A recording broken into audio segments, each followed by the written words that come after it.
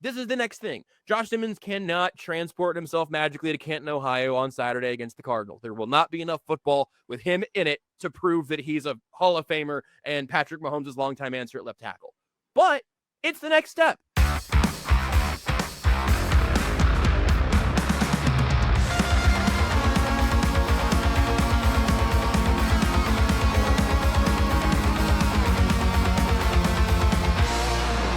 Five things to watch here on KC Sports Network, presented by Batchelder Family Farms. You can now order Batchelder's fresh, farm-raised products online in just a few clicks. You can also find their bison at the Overland Park Farmers Market and the River Market on Saturdays, where they sell their pasture-raised beef and bison jerky and eggs. Finally, you can visit their farm store for the freshest cuts and other locally sourced products Wednesday through Saturday, 10 a.m. to 5 p.m. at 20810 South Prospect Avenue in Belton, Missouri. You are getting five things from a variety of perspectives here at KC Sports Network today. It's us prepping you for preseason week 1. You're going to hear from myself and Maddie Lane. You're going to hear from the guys at That Football Show and Only Weird Games. But Maddie Lane, happy first week of the preseason, my friend. Listen, it's a good week. You know, we're sitting here recording this on a red Friday morning, Kent's least favorite day of the week, and we are having a good time with this. Yeah, we're quite excited for doing this. I mean, it kind of crept up on us a little bit, right? Like this whole thing kind of sneaks up on you a little bit. I can't believe that we're going to be watching a game on Saturday. I can't wait. And there's a lot to look at, really. There is plenty of storylines in this game. I think, up and down the roster, up and down position groups, and we'll start with one that I think we're all paying attention to a little bit is, Tyquan Thornton. The buzz has been there for almost the entirety of this training camp, but we've seen it really start to materialize and pick up a lot more. Tyquan Thornton is competing for a roster spot right now, and it is very much in the mix. And, I know we've seen the Justin Rosses of the world, and, we've seen the Bobby Scipios of the world for some of you OG Chiefs fans. Tyquan Thornton is getting a lot of opportunities with the first team. He's showing some things. Albert Breer reports yesterday that he's put on 10 pounds. This has the makings and the look of someone that could be an ex-receiver in this Chiefs offense. Maddie, what do you need to see out of Tyquan Thornton in this game? Let's just carry over the momentum that we've seen during training camp up to this point to the preseason. Tyquan Thornton for the New England Patriots had always been a pretty strong preseason performer for them. He'd always looked well in camp, and then even in the preseason, it never really translated to the field. Now, you never want to read into preseason too much, but you could also take it to the regular season. Just he never kind of translated strong performances in training camp, whether it's one-on-ones, 7-on-7s, and team stuff. He never moved that onto the field. So you're kind of hoping here as a Chiefs fan, with Rashee Rice most likely not playing, given that he's dealing with a little bit of an injury. Hollywood Brown most likely not playing, given that he's been dealing with an injury. Xavier Worthy, you doubt, plays a ton, given where he falls into this wide receiver room at this point in time. You're hoping somebody like Thornton gets a lot of time with at least the first team offense when they're out there. Even beyond that, you're just hoping he gets a lot of reps and a chance to show you what he's been doing in camp isn't a fluke. What he's doing in camp isn't just something that works on the practice field. And you see the route running, the ability to make these difficult catches, the ability to get open, translate into a game situation. Yeah, and where he lines up, I think, matters too, right? We talked about, as an ex-player, as an ex-receiver, is that where we're going to see him primarily lining up when these opportunities present themselves. I'm also really paying attention to Tyquan Thornton on special teams. Because, these are some of the indicators. I think special teams is a big indicator of where some of these competitions are heading. A lot of times, if you are seeing guys getting run, early on, if you're seeing some players getting, some opportunities in special teams, it's worth noting. It's worth paying attention to because, this team is trying to sort out its depth chart on both sides, offense and defense, but also there's decisions that can be made via tiebreaker, and that tiebreaker is special teams value.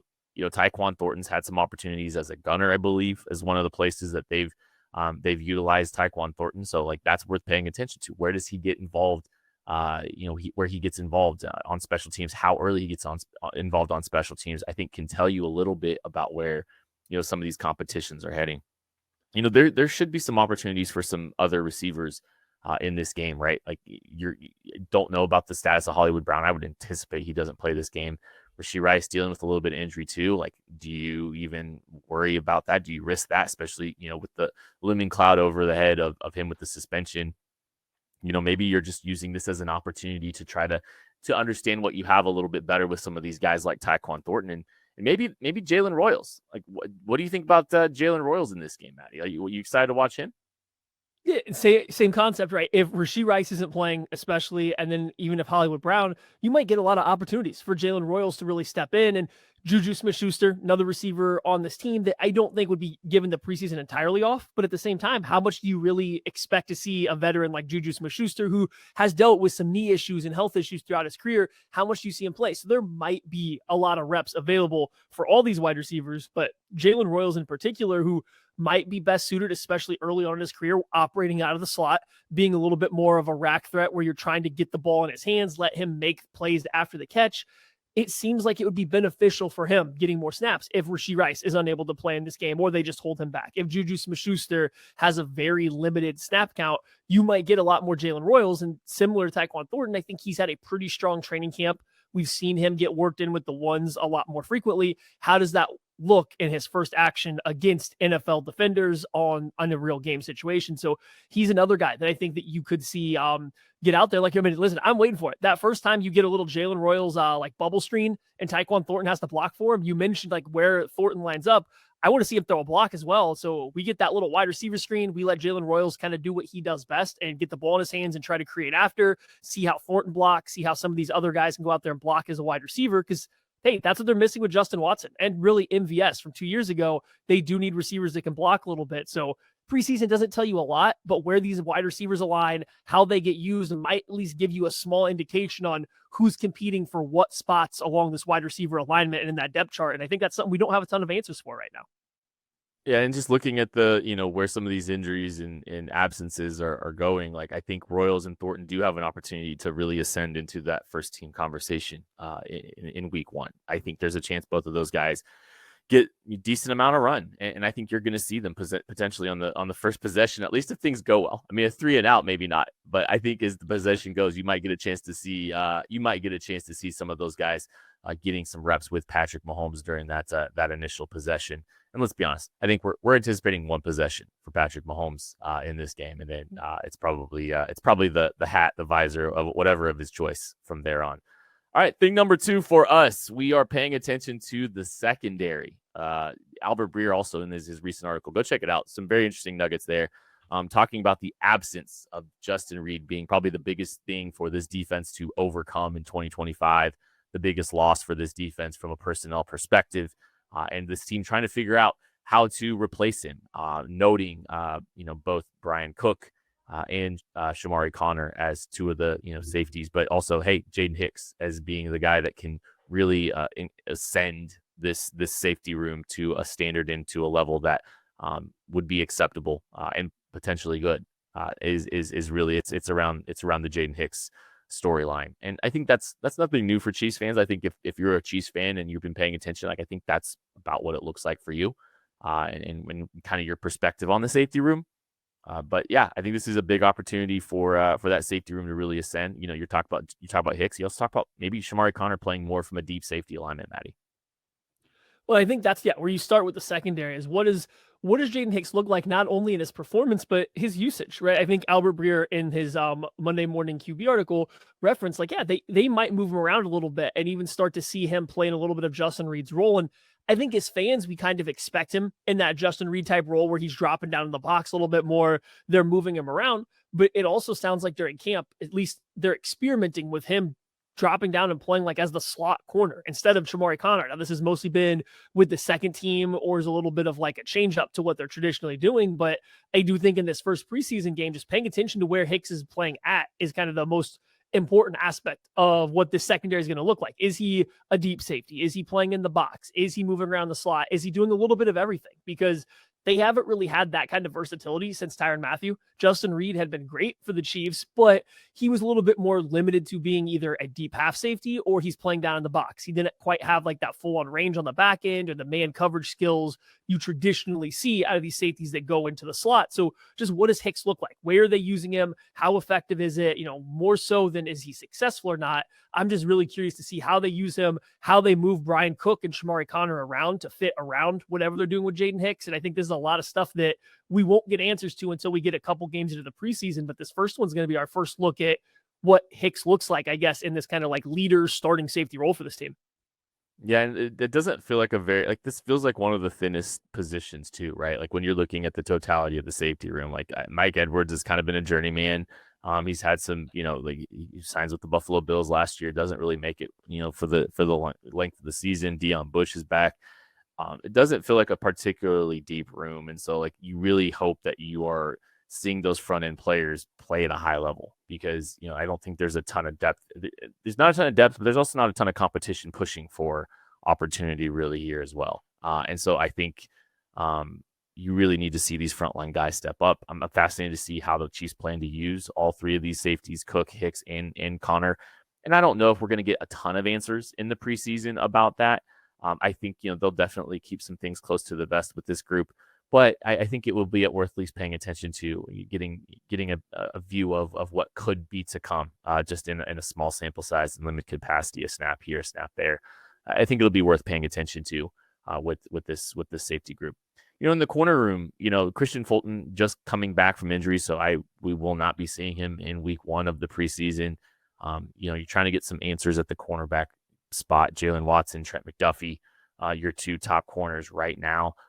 I'm fascinated to see, some of these younger guys, right? I'm fascinated to see the Noel Williamses of the world, the Kevin Knowles of the world, just to see both of these guys, one from the slot, one from outside, just to see what kind of depth, what kind of push these young cornerbacks can make in this room.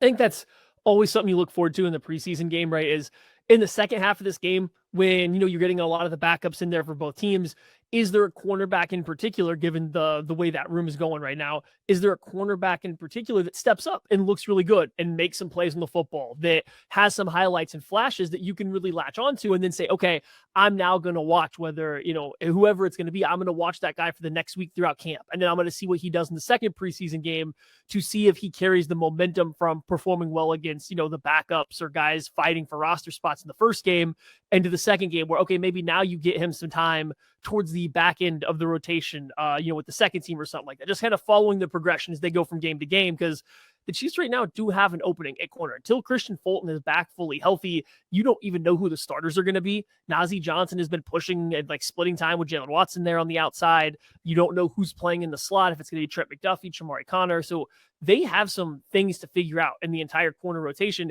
Can a Noel Williams? Can a Kevin Knowles? Can somebody, Christian Roland Wallace, can anybody really pop in this game, whether it's even late in the second half, and start to build momentum and then carry it through all of preseason, maybe sneak onto the roster and become a factor as things, bear down, or if the Chiefs do suffer an injury, because Christian Fulton, like you said, still trying to work back off of the PUP list. Jalen Watson has missed time every year that he's been in the NFL now with various injuries. So there might be some availability for somebody to really kind of sneak into the 53-man roster on the back end. And it kind of starts with this game, or it's been started, but this game's our first chance to show fans that, hey, you might not know this person's name yet, but here's them starting to go through this journey to climb up the depth chart and make a name for themselves. Well, in the first preseason game, like the first practice after that first preseason game tends to be moving day.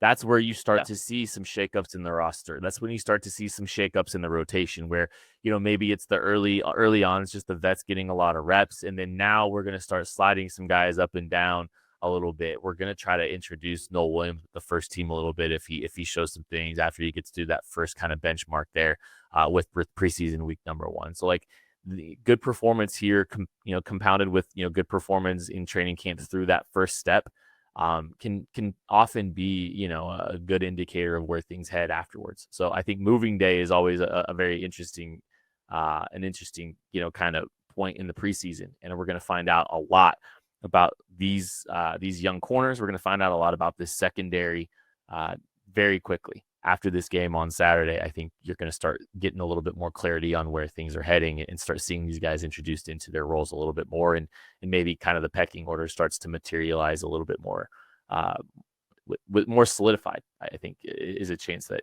maybe we'll see if some of these young guys can kind of sneak in there a little bit.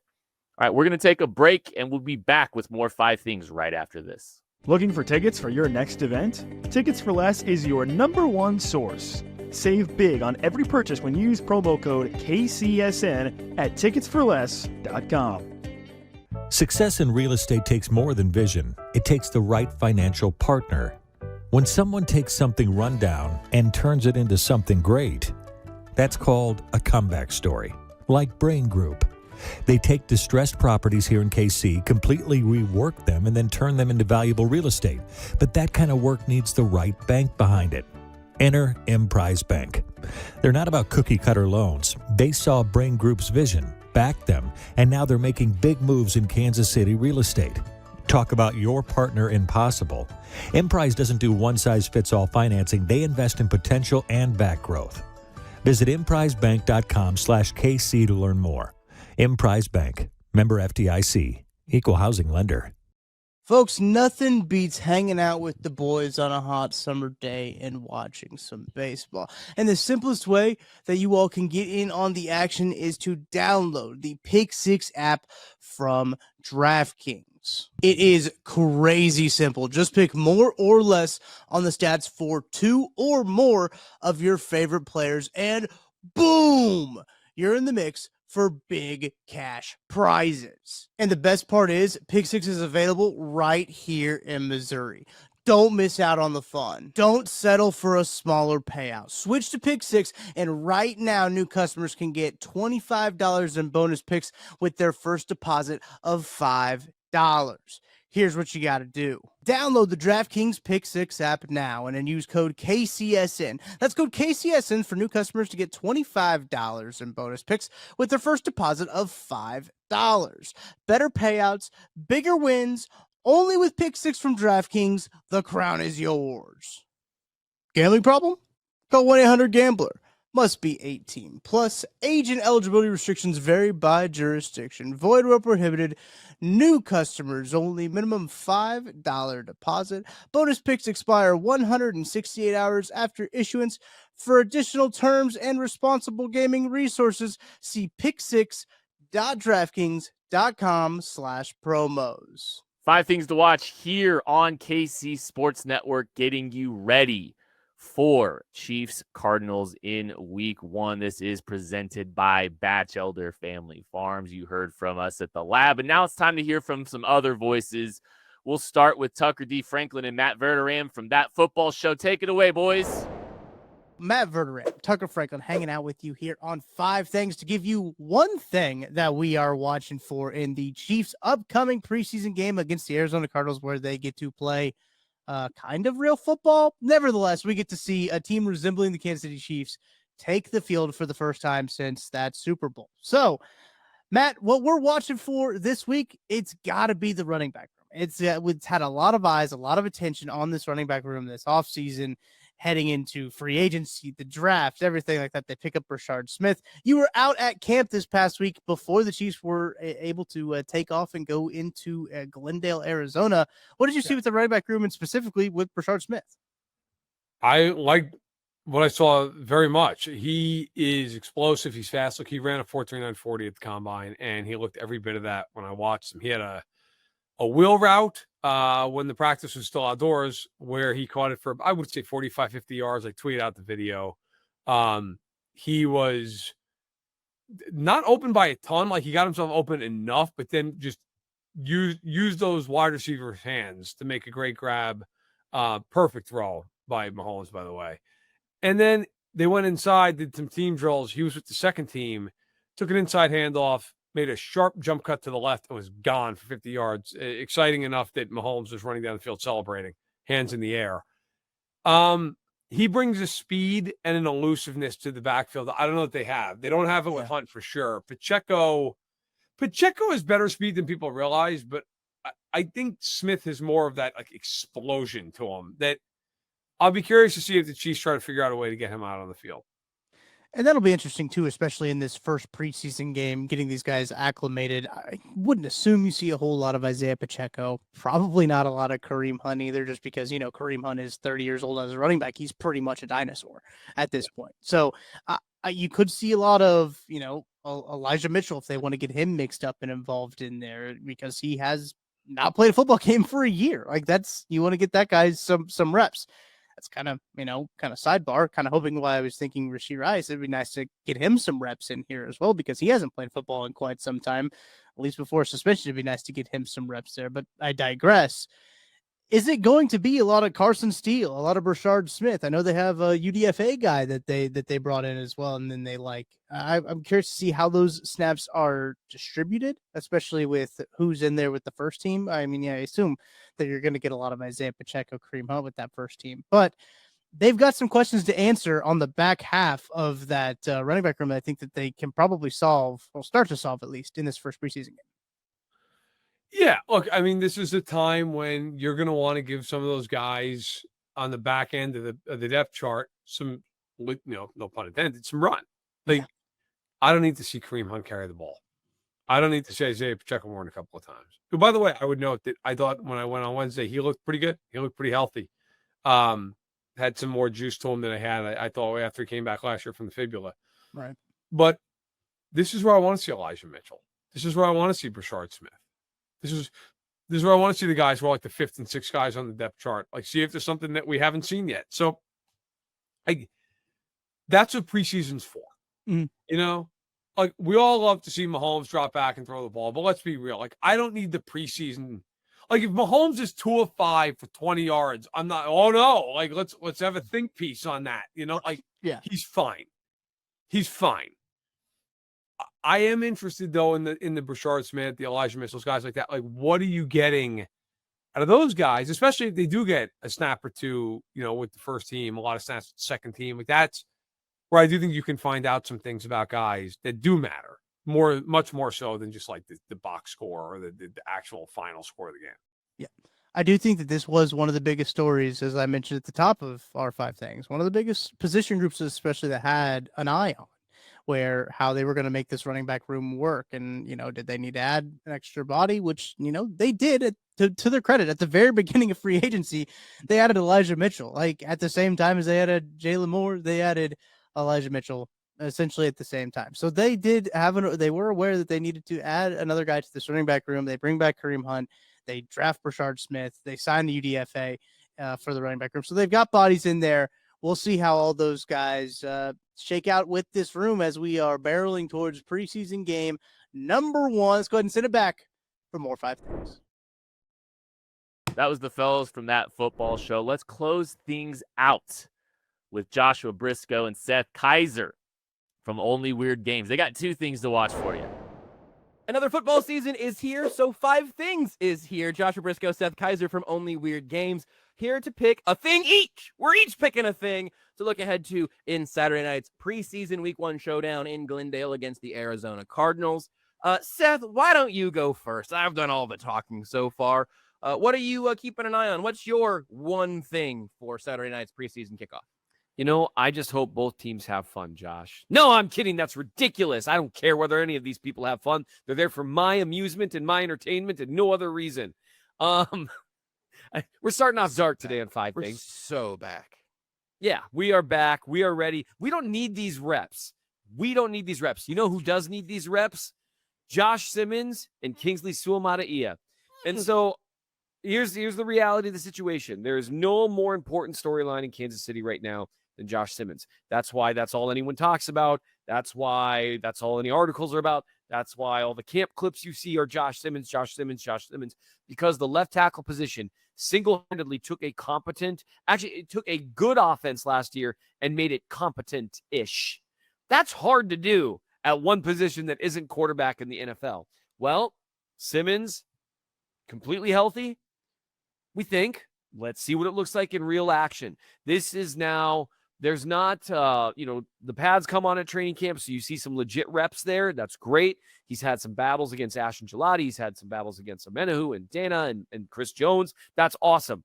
But now It's more in a game situation. It's not against someone who's specifically working on one thing. They're trying to actually beat you. They're trying to, they might threaten you with maybe a bull rush or an edge rush. It's not curated snap by snap. And so this is an opportunity for him to build on the hype train that's already existing and demonstrate that all of this works. We talked about it during Only Weird Games. What do the traits that you won with in college translate to the NFL level?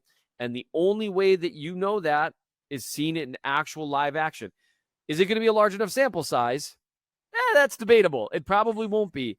But you can at least take a look. Okay, all that really smooth movement and athletic movement, and those are two different things. Arriving smoothly and under control is so huge, even for a good athlete. Kingsley Sumaria is a good athlete. He didn't play smooth and under control when he was trying to get vertical in pass protection sets as a tackle. It was a problem for him. Simmons looks incredibly smooth and athletic and powerful with his upper body. That's how he was so great in college. Does all that translate to the next level? That's the biggest thing for me. I'm going to do a little bonus thing, if it's all right with you, because we're talking trenches. Please. Kingsley Suamaia, left guard.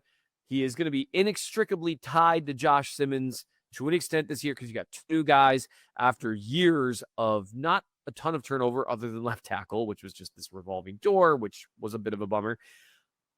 Does his traits translate to left guard? We know there was a real problem at left tackle. We know that, at left guard, he was not awful against Denver. He was okay. Great. Now, what does it look like after a full year of kind of, warming up that position, really getting to know the ropes? How does it look? Do I think the Cardinals are going to run a stunt? That would surprise me, but you never know. Some people lose their minds when they play the Chiefs, even in the preseason, and I hope they do. I want to see how they communicate. I want to see how they play together. I want to see how their traits translate. So that is my thing that I'll be watching, because let's face it, I don't know if you've ever heard this before, Joshua, but the game is won and lost in the trenches.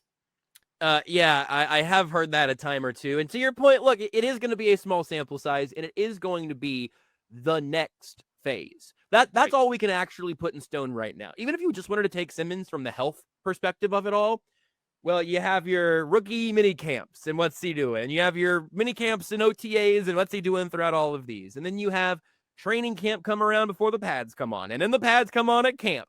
This is the next thing. Josh Simmons cannot transport himself magically to Canton, Ohio on Saturday against the Cardinals. There will not be enough football with him in it to prove that he's a Hall of Famer and Patrick Mahomes' longtime answer at left tackle.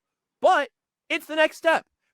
Genuinely, just like, how does he move is a totally reasonable question, even though he's given you every gold star you could possibly want in St. Joe. But Seth, people say this a lot. People know we know ball, and people know that we're all about putting our hand in the dirt. We're the trench boys now. We're in the trenches, because I'm going to the defensive trenches to specifically talk about the defensive ends and the two guys who I think could end up getting a relatively large workload and a relatively important one. Starting with Ashton Gelati, who you mentioned. I'm just sort of curious with him being a rookie, getting his first NFL action, a guy whose film you loved in college, but doesn't quite have the length to be the prospect that film would have created otherwise, if that makes sense. His film with longer arms is a much more highly drafted player than where the Chiefs got him at the top of the third round. What does that look like? Is this going to be one of those instances where you talked about this on Weird Games too? One of those instances where he just looks like as good of a player at the college level, at the NFL level, as he did in college? Or do you start to match up, even in the depth chart a little bit, with some NFL length tackles who are able to take away some of the things he did? I'm very curious to see that. But he's not going to have to start in any time early in the season, barring injuries. He might not have to play in the first act of the season because they have real depth ahead of him, which is good. That's good news for Ashton Gelati. I think it's bad news for Felix Anudike-Uzomah. He's the other guy here, obviously a recent first-round pick, and the unofficial depth chart is unofficial. I don't want to overreact to that. Again, we talked about this on Tuesday on Only Weird Games. But Felix was another line down the depth chart, which is not a place you want to be at this point in your career as a guy who was a first-round pick. And we saw some flashes from him at times last year, but his sample size, his workload was always pretty minimal. You still got Malik Herring in the mix in terms of kind of figuring out who that last spot might belong to. We never end up mentioning Janarius Robinson, but sometimes some of the guys at camp mention him, and I think I should mention his name just to have him in there in that Malik Herring kind of conversation. But I'll be curious to see how much playing time Felix gets, not just against the Cardinals, but throughout the preseason, because I wonder what the Chiefs are looking for there. Obviously, again, I think we've seen some good things from Felix, but it doesn't seem like the Chiefs have seen enough from him to think that he's a guy that they would trust as their third or fourth defensive end, frankly, much less a future starter. Where are you thinking on those defensive sides? I'm really excited to see that same stuff, like you said, from Ashton Gelati. You know, how does it translate? How does it look? Does he seem like a guy that might be able to give you some snaps in year one? That's the hope. With a third rounder, it's not like the goal. Like, it's the goal. It's not necessarily the expectation. Fans it would be great, but really amazing. Charles Omenihu and Mike Dana effectively being in contract years is a much bigger deal for Ashton Gelati in 2026. Right. And it's also, I mean, when you're talking for 2025, George Karlaftis takes 80% of the snaps at minimum. Yes. That's just how that works. And so it's great that they have depth there, because it means it's the roller coaster thing. You must be this high to be able to get on the ride. He's got to play well if he wants to get snaps. FAU, the thing I would look for from him, it's not promising that he's down on even though it's kind of a pretend thing, the depth chart, but that's not promising. Haven't seen much from him out of camp. You don't hear much. And again, it's kind of hard to flash as a defensive lineman if you're not Chris Jones during camp. But the biggest thing with him the last couple of years, it was true his rookie year and it was true last year too. He played deep into the preseason games both years, and he just didn't really flash against second stringers or third stringers. You saw a little more against third stringers, but not the way it ought to be for someone that you're hoping will be starting. You really should, and they're not obviously not counting on him to start, but with your first round pick, you had a plan for him. That plan has not come forth the way they would want it to. You should be relatively dominant against third stringers if you are an NFL starting caliber defensive lineman.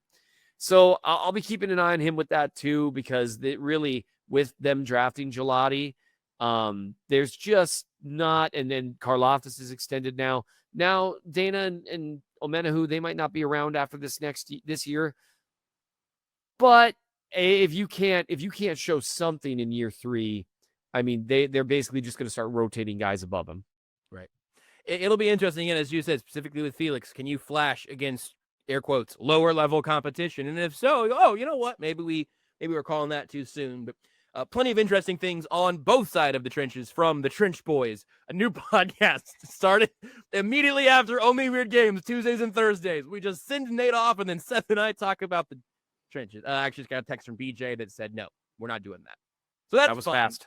That show's not coming, but what is a full season of 5 things, and there are 2 things to keep an eye on when the Chiefs start their preseason in Glendale. All right, that's the fellas from Only Weird Games, and that is going to do it for 5 things. The first 5 things episode of the season. There are plenty more. Hopefully, we are doing this all the way into February with a Chiefs Super Bowl. That is going to do it for us today, though. I'm Kent Swanson. Thank you all so much for listening, watching, supporting. Have fun watching Chiefs Cardinals. We love you. We appreciate you. We'll catch you later.